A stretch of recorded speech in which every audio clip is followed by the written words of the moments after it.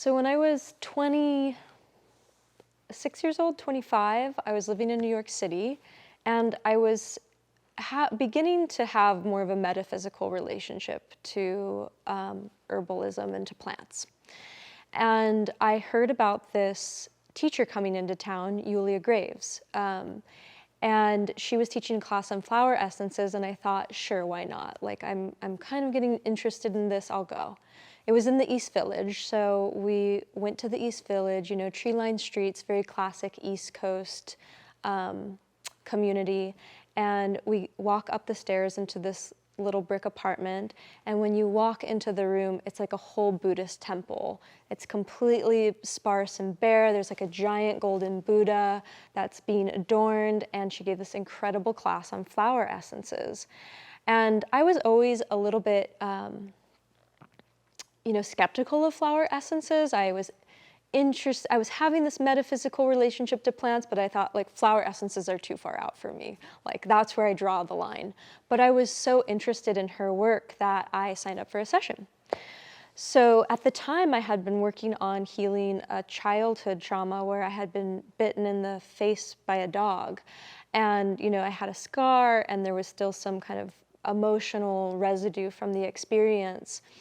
And so I went in to do some work on this. And, you know, Julia is really a special woman. She's a traditional European medicine woman, and she studied for 4 years silent meditation and Dharmasala at the Dalai Lama Center. And so her mind, she's also like a Gestalt practitioner, and she developed all the flower essences for Findhorn. Like, her mind gets to such a clear space when she's making her flower essences that there's no human imprint. It's like a direct transmission from nature. Her flower essences are so clean and clear. And so I'm telling her about my story, and she's, you know, looking at me very kind of curious and open. And then she says, hound's tongue. And so she explains hound's tongue was used for venomous snake bites.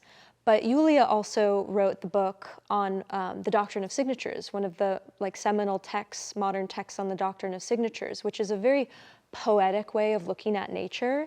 And so, you know, the fact that hound's tongue had the word hound in it and was related to the mouth of a hound, but was also used to treat venomous bites, this is where the poetry of her clinical practice really shines. And again, I was still like a little skeptical, and she pulls out the hound's tongue flower essence and drop doses me, and I just crack open, like sobbing, tears, and she like wrapped me up in a blanket, and those healing experiences are really complete, you know, like that's gone, you know, the residue of that experience fully expressed. And after that, she said, you're so sensitive, and she was living in the Celtic part of France at the time. She had a retreat center.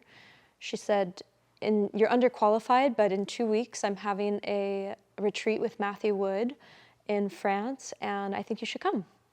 And so I said yes, and that is how I became an herbalist. So it was thanks to my teacher, Julia, and to hound's tongue, the plant. And so my first real interaction with herbalism also sort of put me on this this journey of self-discovery and purpose in my life.